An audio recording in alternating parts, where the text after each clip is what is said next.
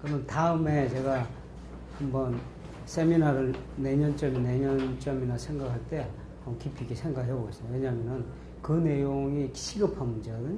다 아시고 계시지만 그거를 전체적으로 한번 정리를 할 필요가 있어요. 그래서 존 웨슬리는 어떻게 했는지. 44편을 이렇게 잘 읽으시면 그게 다 잡히는데 그 잘 읽는다는 게 대단히 어렵더라고. 넘어갔잖아. 넘어가지. 이게 좀 보다 보면 졸리고.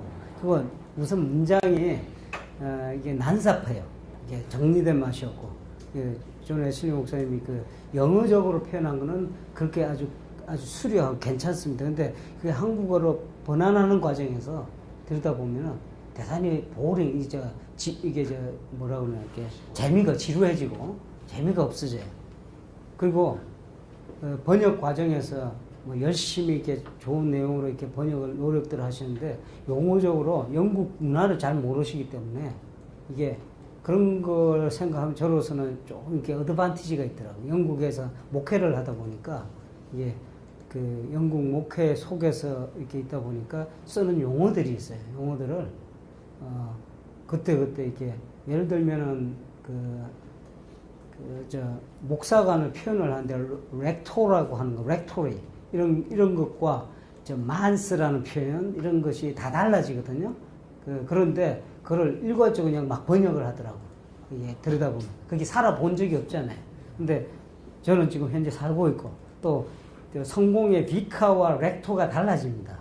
용어가 달라지고 하는 쓰는 용어들 달라지고 미국에서 쓰는 파소니지가 뭔가 파서닝이 뭔가 이런 것도 그냥 목회자 이렇게 그냥 번역해 버리더라고. 왜냐하면 우리는 모르잖아요. 그러다 보니까 그거를 살아보지 않으면 어려운 용어들이 있기 때문에 그 내용들을 가만히 들여다보면 웨슬리 44편을 들여다보면 대단히 어렵습니다. 그래서 제 앞으로의 과제가 이 44편을 좀 쉽게 그리고 누구나 읽을 수 있게 현대적 용어로 그리고 꼭 다 넣을 필요 없이 간추려서 할 필요가 있겠다 하는 생각을 가져요. 그리고 1차적으로는 그 분석은 했어요. 해갖고 나름대로 요게 소책자로 제가 만들어놨는데 이 이름이 뭐냐면은 The Way to Heaven 해서 하늘 가는 길이라 해서 이렇게 요약 정리를 했어요. 그래서 12강으로 나눠서 타겟은 뭐냐면은 교인들하고 이렇게 성경 공부를 같이 해보자. 일단 영어로는 다 만들어놨어요. 영어로도 만들어놓고 그거는 이제 영국 교인들하고 하려고 만들어놨고 그다음에 이거는 한국말로도 이렇게 해놨어요. 근데 요거를 제 생각에 좀 더 이렇게 정리를 하고 요거는 요거대로 하지만 아까 말씀드린 44편을 우리 목회자들을 위해서 좀 더 리딩을 깊이 있게 그렇게 해서 저렇게 좀 정리를 해두면 읽기도 좋고 나름대로 제가 정리한 이 내용보다도 여러분 더 풍부하게 할 수 있지 않을까 하는 바람을 가져봅니다. 근데 앞으로 해야 될 일이 많은데 건강이 허락하는 한번 해보려고 그래요. 요거는 또 소책자는 어느 시기가 되면은 그냥 누구나 볼 수 있도록 제가 웹사이트에 띄울까 하는 생각 갖고 있어요. 이건 저 혼자 하는 것보다 그저 누구든지 보고 여기에 따라서 이걸로 교육을 시키고 이렇게 하면 좋겠다 하는 생각. 이 내용이 존 웨슬리의 44편을 분석해서 나름대로 하늘 가는 길 전 과정을 이렇게 일련의 과정으로 만들어 갖고 각 테마마다 이렇게 스텝별로 이렇게 쭉 만들어 놓은 자료입니다. 그래서 이게 혹시 띄워놓으면 예를 들어서 지금 현재 어디에다 띄울 건가 지금 생각 중에 있거든요. 그래서 지금 메일들이 다 있으셔서 꼭 학생들도 마찬가지고 예를 들어 좀 남겨주세요. 학생들 적어놨는 거. 그래서 여기 좀 이렇게 해서 우리 목사님이 아마 정리를 다 해주실 겁니다. 그래서 이번에 강의로 그냥 끝내지 마시고 저하고 이렇게 계속 교류하셔서 우리하고 가능하나 내년에는 제 생각에 내년에는 마침 안식년도 제가 있어요. 좀 더 많은 시간을 처리하면서 이 세미나는 그냥 세미나를 끝날 수 있는 성격의 문제가 아니에요. 같이 이렇게 대화도 해보고 같이 이렇게 고민도 해보고 이 모임분들이 이제는 이 강의를 듣는 것보다 같이 이제 프랙티스도 같이 해보고 같이 기도하고 그래서 하나하나 이게 만들어 보면서 요 그룹이 하나의 홀리 클럽으로 만들어져야 된다 생각해요. 요 그룹이 뭐 모양이 다르잖아요. 다 다르지만 원래 홀리 클럽이 그랬거든요. 이제 메소디스트의 그 출발점인데 각양각색의 마음으로 모였지만 또 압니까? 누가 하나님의 그 깊으신 경륜을 우리가 어떻게 알 수가 있겠습니까? 여기서 하나님께서 또 충만한 성령을 부어주셔서 우리를 깨닫게 하시고 또 이렇게 각자의 목회 현장에서 이렇게 할 줄 누가 알겠습니까? 그걸 소망을 품어옵니다. 그래서 그 마음으로 계속 준비하시고 이게 그냥 끝나는 게 아니고 계속 준비하시고 이렇게 관심 가지시고 이렇게 가시다 보면 어느 순간 그러다가 일이 생긴 거거든요. 또 합니까? 여기 계시면 이 중에서 존 웨슬리가 등장을 해서 앞으로 한국 사회에 희망의 빛이 되고 전 세계 지금 영국, 미국 할 것 없이 이 메토디즘 방향을 잃었어요. 그래서 상당히 고통스러웁니다. 그래서 관심을 가지시고 기도하시고 이렇게 나가시면 좋겠습니다. 자, 이제 마지막 그 파트인데 존 웨슬리의 이런 디비니티 목회가 오늘을 살아가는 우리에게 정말 의미가 있는가 하는 질문을 던져야죠. 그게 마지막 파트입니다. 존 웨슬리가 나이가 88세 나이에 이르러서 이렇게 고백을 하네요. 임종이 얼마 안 남았습니다. 이렇게 고백을 하는데 내 인생의 최고의 순간은 하나님께서 나와 함께 하셨다는 사실입니다. 하고 고백을 합니다. 내 인생의 최고의 순간은 하나님께서 나와 함께 하셨다는 사실입니다. 우리가 만일 이런 고백을 할 수가 있다면 우리 인생을 정리하면서 얼마나 멋지겠어요, 그죠? 이제 아마 막 목회 나오시기 준비하는 우리 신학생들이 이게 실감 덜 날 거야, 이렇게 얘기해요. 이제 연세가 들어갈수록, 나이가 먹어갈수록 이 구구절절 이 말이 식없어요, 느낀다. 그래서 벌써 제 나이도 50이 넘어서는데 생각을 해보면 뭐 20대와 30대 이게 달라요, 느낌이.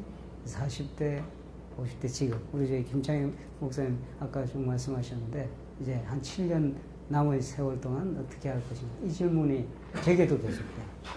내가 목회한다고 했고 웨슬리안으로 살아온다고 했는데 내가 과연 이 존 웨슬리처럼 이런 멋진 고백을 할 수 있겠는가.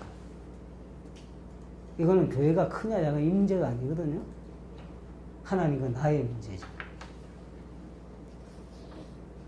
그런 이 디비니티 목회 우리가 이제 뭐가 어떤 목회고 이게 어떻게 전개되고 하는 걸 충분하지는 않지만 어느 정도 이제 이렇게 같이 공부를 했습니다. 그런데 이제부터는 우리가 오늘을 살아가는 우리에게 어떤 의미가 있을 정말로 이게 의미 있는 목회가 될 수 있는지 하고 질문을 해야 되겠죠. 그러면은 오늘이 뭔가를 알아야 된다. 그죠? 투데이. 내가 살아가는 도대체 오늘의 현상이 뭔가. 여기에 대한 분석적인 사고를 갖고 이렇게 관찰하지 않으면 내가 가는 방향이, 길은 가는데 어디로 가는지 초점을 잃어버립니다. 디비니티는 내가 갖고는 있어요. 그러나 목적지를 내가 설정을 해줘 갈 거 아닙니까? 근데 목적지를 놓칠 가능성이 있어요. 그 부분. 이제 목적지 설정하는 시간이 왔습니다. 오늘 내가 살아가는 이 사회가 어떤 사회인지. 이야기 많이 하죠. 이야기 많이 들었을 거예요.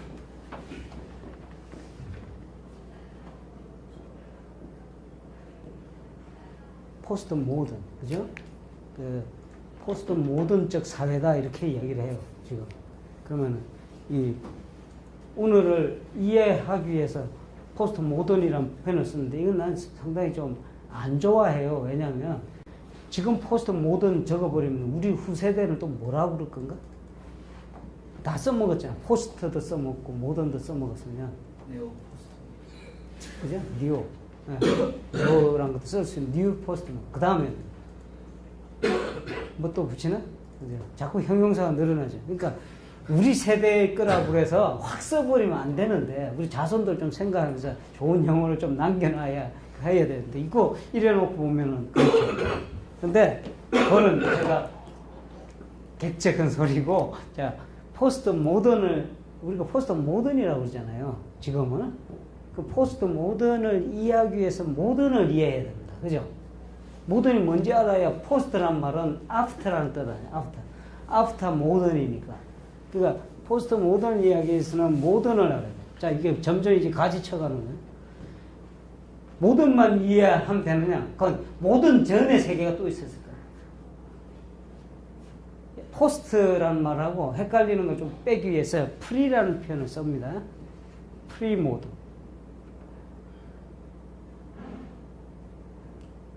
이게 요걸 이해하려다 보니까 요게 뭔지 이게 왜 중요하냐면은 우리 기독교 영성의 발전사하고도 다 이렇게 관련이 돼 있어요. 발전사하고.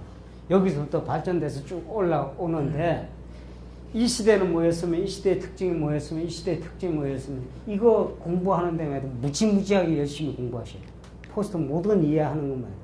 포스트 모던은 한마디로 정의하기가 대단히 어려운 개념입니다. 철학적으로도 그렇고 사상적으로. 포스트 모던 월드가 이게 기본이 해체입니다. 해체. 디콘스트럭션. 해체에 기반을 두기 때문에 이걸 어떻게 이 현상을 어떻게 이해할 것인가. 이게 이해가 안 되면 오늘날 기독교 신앙이 어떻게 이거를 극복할 것인가. 이건 문제도 또 생긴다. 그냥 교회 하면 되죠. 그거 좋습니다. 그런데 내가 갖고 있는 이 디비니티 목회를 어떻게 적용시킬 건가 하고 하는 순간 이 질문을 안 할 수가 없다는 거예요. 내가 살아가는 시대를 이해를 해야 돼요. 도대체 새로운 사람들, 자식 하나 키우는데요. 지금 제가 아들 둘입니다. 어떤 때 이해가 안 가. 원 제너레이션 갭인데. 하나의 한 세대의 갭을 갖고 있는데, 어떤 때는 아들들이라기보다 막내가 특히 좀 독특한데, 이게 상당히 마음이 이게 거슬릴 때가 있어. 4살 때는 저렇게 안 됐는데. 근데 보면 걔 월드가 있다니까요. 귀에 못 꽂고요. 어른 이야기인데 귀에 못 꽂고, 랩이라고 그러냐? 우리 청년들 더 잘할 거야. 흥얼흥얼 하는데, 야, 그거 벗어라 그러면, 왜요? 이런다. 다 들어요, 그래. 근데 우리 때는 안 그랬잖아요. 근데 그거 해서 이제 이야기하기 들어가기 시작하면 이게 끝이 없어. 한마디도 안 져요. 그렇다고 옛날처럼 요만해서 이렇게 주먹이라도 한 방, 기업이라도 이렇게 하면은 거기라도 이제 숨어 들어갈 텐데 지금 덩치가 저보다 크니까 때리셔요 이런다고. 꼭 들어갈 거예요. 우리 환희는 우리 집에 와 있어서 한 열흘 영국에 왔었거든요. 그래서 우리 집 돌아가는 시도 좀 이해가 될 거예요. 걔 나름대로 월드가 지금 구축이 되는데 이 포스트 모던 사회에 제가 직면하고 있다. 그런 애들한테 복음을 어떻게 전할 거냐 하는 문제가 생기더라고요. 그죠? 아무리 내가 내비게이션일 때도 내비게이션 적용을 해야 될 거 아니에요. 그 현장. 그게 하려다 보니까 포스트 모던을 이해하려다 보니까 모던을 알아야 되고 모던을 이해하려다 보니까 프리 모던을 이해해야 돼요. 자, 그러면은 프리 모던적 세계로 돌아갑니다. 롱타임 어고인데 상당히 오래된 세월로 걸어가는데 이걸 우리가 보통 번역은 근대라고 그러죠. 근대. 이걸 근대 이전이라고 합니다. 이걸 현대라고 하는데 현대라고 할 수도 있겠지만 근대가 좋을 것 같아요. 포스트 모던. 후근대, 후기근대, 후근대가 좋죠. 후기라고 그러죠. 근대 후. 아니면 그냥 포스트 모던. 이름이 복잡해서 그냥 프리 모던, 모던, 포스트 모던. 이렇게 번역은 여러분 자유로 하십시오. 대충. 근데 프리 모던적 세계 월드에서 종교는 어떻게 되냐? 이건 물어야 돼요. 그러니까 우리가 그냥 이게 여기에 이 세계가 어떻다 이런 관심보다도 지금 영성에 관한 문제를 우리가 다루기 때문에 이걸 집중적으로 캐 들어가야 됩니다. 프리 모던적 세계는 어떤 세계였는가? 이거를 상당히 이것도 이 클래시컬 월드거든요. 이거를 단정하기 어렵지만 이 시대는 주로 전통이 지배하던 세계였어요. 전통. 그래서 교회 전통이죠. 전통적인 의전이 중요하고 전통적인 크레도, 신조 이런 것이 지배하던 시기였어요.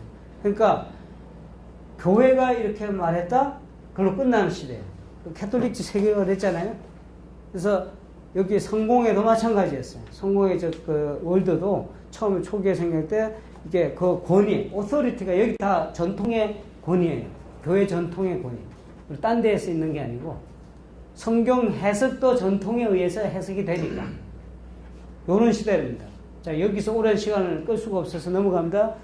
그럼 모던적 세계는 뭐냐? 여기에 질렸다는 거예요. 프리모던적 세계.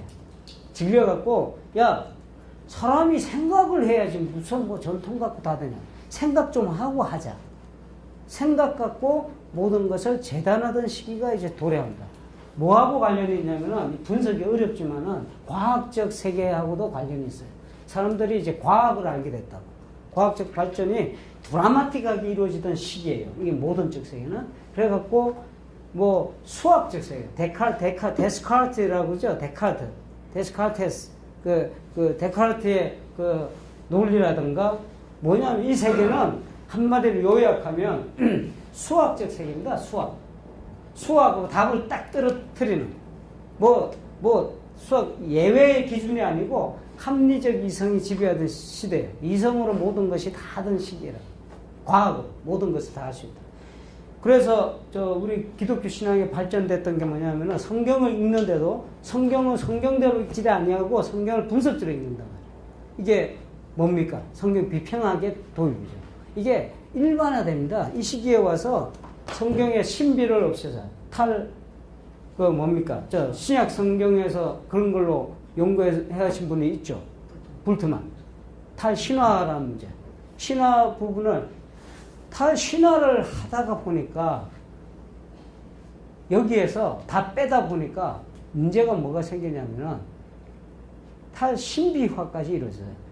신비라고 해서 미스터리라고 해서 우리가 생각하는 막 무당하고 뭐 이런 미스터리가 아니고 우리가 신앙 속에 있어 풍부한 감성적 세계.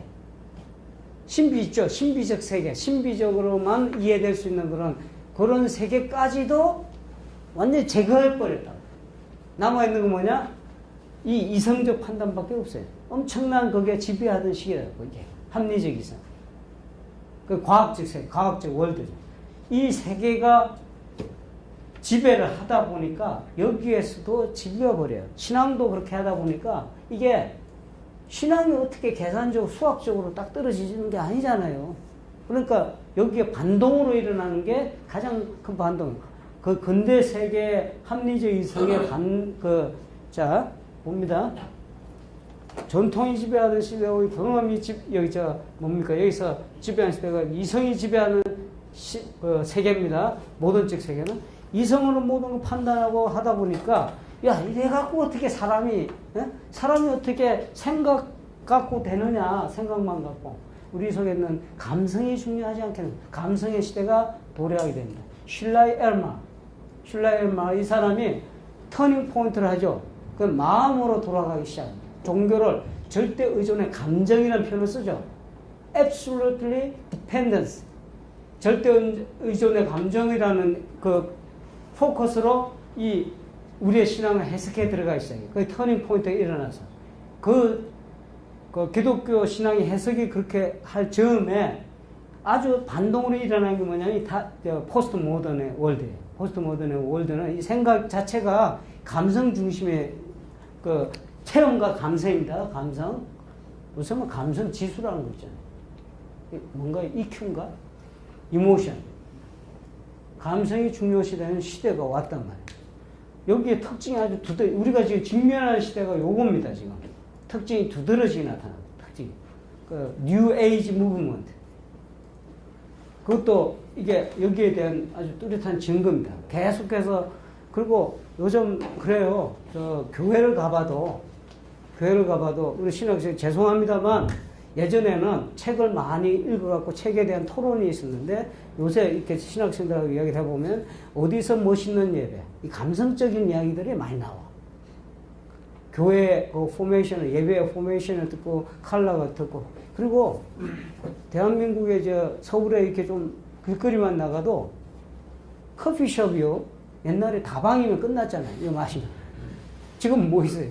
그런 게 없더라고요. 그러니까 곳곳에 나름대로 모던하대. 이 감성을 자극하는 게요. 광고 이런 것이 판을 치고 있다. 예배 이게 다 들어와 있어요. 여러분 알게 모르게 이게 민감한 소리를 막 도입을 하고 여기에 아름다운 춤도 추고 막 그렇게 하잖아요. 댄싱도 하고 이런 것들이 복합적으로 지금 지배하는 시대입니다. 지난번에 우리 사모님도 김성국 목사님 사모님 서울에 오실 일이 있어서 저희 한 사람하고 가만히 보니까 점수 좀 딸 때가 좀 필요하더라고요. 그래서 어딜 데려갔냐면은 삼청동을 데려갔어. 그 카페 길 있죠. 거기 가니까 역시 성공해서 너무 좋아하시는 거예요. 이게 아기자기해갖고 근데 하나하나 그 이쁘더라고. 내가 가서 놀라요. 너무 그 잘 해놨어. 사람들이 이게 만족이 안 돼요. 예전에처럼 이렇게 완 포맷으로 가는 걸 만족을 안 한다니까요. 옷도 입어도 똑같은 거 입는 거 유니폼 된 거 싫어하잖아요. 누가 이런 거 좋아해요? 그죠? 옆에서 누가 내가 오늘 이거 입고 왔는데 옆에 똑같은 사람 똑같은 거 입고 왔더니 기분이 나쁘잖아. 벌써. 이게 이 감성적 이 세계의 도래가 우리 가운데 와 있어요. 이 포스트 모던이 여러 가지 의미를 줍니다. 신앙적으로. 신앙적 의미를 주는데 이게 뭐냐면은 하나의 논리를 갖는 이런 걸 싫어해요. 해체적 성격을 간다고. 해체적으로. 그리고 다양화되죠. 다양화되죠. 이게 뭐 하나로 가는 모노톤이 아니고, 그죠? 모노톤으로 가지 않죠. 멀티플로 가죠. 이게 다양하게 가서 다이버스한 거를 원하는 거예요. 사람들이 그래요. 이게 목회적으로 여기에 민감하게 대응을 하는 분이 있더라고요. 예를 들면은 꿈의 교회인가요? 김학중 목사님. 대표적인 케이스라고 제가 생각을 하는데, 보니까 예전에 레포츠 교회라고 하지 않았나? 저희 그렇게 했죠. 레포츠 교회. 이름이 꿈의 교회인가 뭐 한 거예요? 지난번에 만나서 식사하면서 이런저런 이야기를 쭉 하는데, 그분의 그 테마가 뭐냐면 이게 모던 포스트 모던적 소사이어티에 어떻게 감각적으로 어필할 수 있느냐 이거를 보니까 앞에 예배당 구조가 그렇게 돼 있어요. 그게 딱 이루어져 있더라고. 근데 이런 모던 구조에 있어서 지금 여기 특히 포스트 모던 사회에 이렇게 들어와서 그러면 여기로 다 갔습니까? 천만에 맞습니까? 이게 혼재돼 있어요. 혼재돼 있어요. 지금도 여전히 프리모던적 교회가 많습니다. 그죠? 예전과 전통과 그걸 하고 이거 벗어나기 싫어하고 크리드 신조 중심의 신앙을 이야기하고 이는 아직까지 많지 않습니까? 그러면 모던적 그건 없어졌는 천만에 말씀이에요. 여전히 우리 가운데 활개치는 것이 이성적 사고라고. 이성적 사고. 아닌 것 같아도 감성적 사고에 쭉 이렇게 우리가 나아간 것 같은데도 여전히 이런 이성적 사고에 우리를 지배하는 그런 삶의 패턴이 있다. 과학적 사고가 있잖아요. 그럼 이 과정을 거치면서 모던적 사회에서는 프리모던을 싹 버린 거냐? 그렇지 않다는 거예요. 이게 지금 축적돼서 이렇게 오는 거예요. 프리모던, 모던, 포스트 모던이 혼재돼서 항상 우리 삶을 지배하고 있다. 이런 얘기예요. 자, 잘 보세요. 존 웨슬리가 왜 위대하다고 그러냐면은 그 시대에 존 웨슬리 목회가 위대한 이유가 여기서 나옵니다. 여기 뭐 보는 게 있어요? 느껴지는 게 있어요? 전통, 이성, 경험. 어떠세요? 존 웨슬리는 퍼펙트하게 이걸 준비를 했다고. 이거 하는데 뭐 포스트 모든 찾아다니는데 딴 데서 찾아다닐 이유가 없어요. 존 웨슬리 다 갖고 있다고. 말씀드렸죠? 지금 우리가 잘못 이해해서 사변형을 자꾸 이해하니까 이게 안 들어와요. 우선 성경이 여기 있고 이성이 여기 있고 전통이 있고 또 뭐 하나가 체험이 있고 이거 해서 이게 4개로 나눌 수 있다니까 이 성경에 대한 이해부터가 잘못됐어. 제가 말씀드렸죠? 다른 모델로 가야 된다. 삼각뿔로 있지. 프리즘으로 생각해야 된다고 했죠. 가장 기본 바탕은 디비니티를 결정하는 가장 기본 바탕은 항상 뭐냐면은 성경입니다. 성경에서 하늘 가는 길에 대한 원리가 나오고 모든 것의 원천이 여기 있어요. 그런데 여기를 바탕으로 해서 빛이 휘황찬란하게 분광이 일어나는데 여기가 이 파트가 예를 들면은 뭐 이성이 될 수도 있고 경험이 될 수도 있고 그 다음에 전통이 될 수 있어요. 이거를 하나의 원추로 해갖고 원추니까 삼각뿔로 해갖고 하나 안에 다 포함하고 있다는 거예요. 이 얼마나 위대한 목회적 비전입니까, 이게? 어떠세요? 존 웨슬리가 여러분의 앞에 300년 전에 이 일을 내다보고 했는지 안 했는지 몰라. 근데 이걸 완벽하게 갖추고 있다는 거예요. 보세요. 프리모던적 세계의 전통을 완벽하게 수용하고 있습니다. 그 다음에 모던적 세계의 이성 완벽하게 수용하고 안 버려요. 그거를. 왜냐하면 이성적 사고를 충분히 했던 사람이에요. 우리가 생각하듯이 신비를 이야기하고 뭐 종교적 감성을 이야기한다, 체험을 이야기한다. 그게 절대로 이성을 떠난 것이 아니라 이성과 하모니를 이루고 있다. 모든 것 컨트롤은 어디서 일어나냐면 성경의 바탕으로 해서 이루어지고 있어요. 그게요, 분광을 이루듯이, 저 아름다운 무지개 색깔을 막 뿜어내듯이, 이 온추를 삼각부를 통해서, 프리즘을 통해서, 그래서 성경의 아름다운 디비니티의 그 아름다운 모습들이 이게 완전히 하나의 합일돼서 이렇게 나타나는 거예요. 이 모양새가 이성으로도 나타날 수 있고, 전통으로 나타날 수 있고, 그 다음에 체험으로 나타날 수 있고. 각각이 나타나는 게 아니고, 이거 수용하면서 가는 거예요. 마치, 제가 말씀드렸죠. 목회 삼겹줄은 독트린, 스피릿, 또 디스플린이듯이 존 웨슬리 목회의 타겟, 월드를 대하는 그 타겟은 요 바로 이런 형태로 존 웨슬리가 목회적인 아름다움을 뿜어내고 있다는 거예요. 여기에서 여러분 힌트를 얼마든지 얻을 수 있어요. 이성적인 교회로 가는 것도 괜찮습니다. 막을 이유가 없어요. 왜냐하면 존 웨슬리 신학에서 얼마든지 수용이 될 수가 있어요. 수용이 되되 기본이 성경이고 다른 면도 항상 있다는 것이 여러분한테 이게 염두에 둬야 된다. 감성적으로 나갈 수 있어요. 아주 감각적인 것이 허용이 돼 있어요.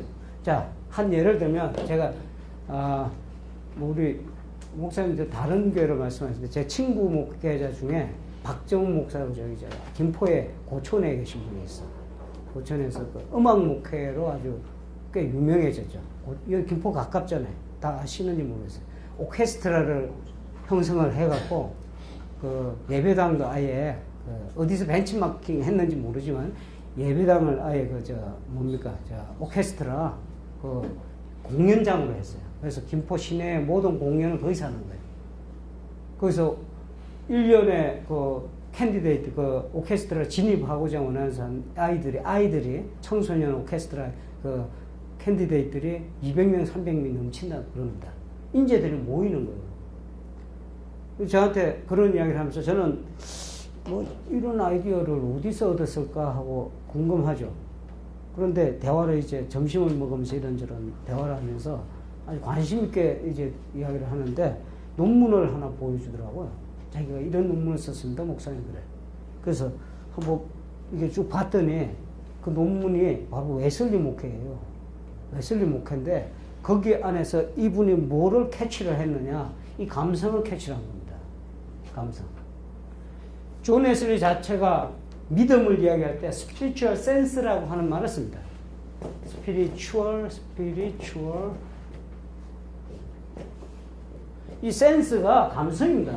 이거 타치를 나름대로 하는데 존 웨슬리의 그 전체적인 시각 안에서 이거를 목회를 이렇게 펼쳐가면서 이 감성을 특히 보는 겁니다. 그러나 밸런스를 이루려고 노력을 많이 해요. 그게 그분의 논문이었어요. 그래서 감신대 이번에 신광석 박사하고 뭘 하는 게 예술신학이라는 걸 한다고 그래. 근데 제가 제 가슴 속에는 예술신학이 아니고 존 웨슬리의 예술 목회를 타치해야 된다 생각을 해요. 왜냐하면 그분이 쓰신 그 논문 자체가 거기에 유사하고. 근데 용어가 다르겠지만 예술신학은 너무 포괄적이에요. 근데 우리한테 다 있다니까요. 존 웨슬리가 감성적으로 풍부한 사람입니다. 우리한테 다 있어요. 이성적으로 아주, 감리교가 뭐 이성적으로 무슨 이거를 디자인해 나가는데 전혀 하자 없어요. 교육 목회가 가능하다니까. 교육적 목회, 이성적인 어프로치를 충분히 할 수 있는. 그러면은, 목사님, 이거하고 다릅니까? 천만의 말씀이에요? 이거 이야기 했잖아요. 이 안에서 다 소화된다. 제가 단언하건데, 존 웨슬리 디비니티 연구를 하면서 제가 단언하거든요. 확신의 하나 이런 게 있어요. 존 웨슬리 이 목회에 충실하고자 한다고 그러면 목회적으로 어마어마하게 풍부해져요. 그리고 이만한 목회자가 없어요. 우리 역사상 신학자, 훌륭한 신학자 있었고 훌륭한 성인이 있었지만 하늘 가는 길을, 거기에 대한 하늘의 영성을 우리의 삶의 현장에 끌어들이면서 삶의 날마다의 그 삶의 현장에 끌어들이면서 이렇게 풍부한 목회적 비전을 만들어낸 사람이 없다 하는 것이 제 결론입니다. 루터도 제가 공부했어요. 근데 루터 공부한 게 존 웨슬리의 다른 거 공부하는데 많은 도움이 되더라고요. 이게 넘어가는. 만일에 제가 루터를 안 하고 했으면 좀 어려웠을 것 같아요. 근데 루터 공부하고 존 웨슬리에게 넘어가는 과정에서 이 사람처럼 확고한 목회관을 갖고 비전을 갖고 했던 사람은 역사상 없었다는 게 제 결론이에요. 이게 우리 선물입니다. 존 웨슬리가 우리한테 줬던 선물이고 이제 밭에 감추인 보화처럼 그냥 감춰져 있어요. 우리가 모를 뿐이지. 모른다고 해서 보화가 안 되나요? 근데 아까 어떤 목사님 그러시잖아요. 다른 교단에서는 부분적으로 반짝반짝하게 보고 탁 캐내서 그 일부를 갖고도 얼마든지 응용하고 있다. 제가 드린 거는 여러분한테 어떤 요약하는 어떤 그 구체적인 아이디어를 드리려고 한 게 아니에요. 기본으로 돌아와서 충실하다. 존 웨슬리 걸어갔던 게 충실하다고 봅니다. 목회적으로 여러분이 이전에 경험하지 못한 어마어마한 그런 풍부한 자원을 발견하게 될 것이에요. 이제 아무쪼록 자, 이로써 제 강의를 마무리하려고 그래요. 아무쪼록 여기서 이게 마무리된 공부가 아니고 이제 여러분한테 시작되는 공부가 되길 바랍니다. 그래서 제가 이렇게 메일로 항상 열어놓을 테니까 여러분이 좀 저한테 의견도 내시고 어떤 목회를 하고 있다 어떤 아이디어를 갖고 이렇게 다 저한테 도움이 돼요. 이런 거를 제가 더 연구하는데 자극이 되고 또 뭐 있는 동안 또 제가 여러분한테 제공할 게 있다면 또 그것도 제공을 하고 이렇게 해서 조그만 이게 시작이지만 이게 뭐 좀 하나님께서 선하게 생각하신다면 여기에 은혜를 베푸셔서 하시는 목회 현장마다 하나님 큰 변화가 있으리라 제가 확신을 합니다.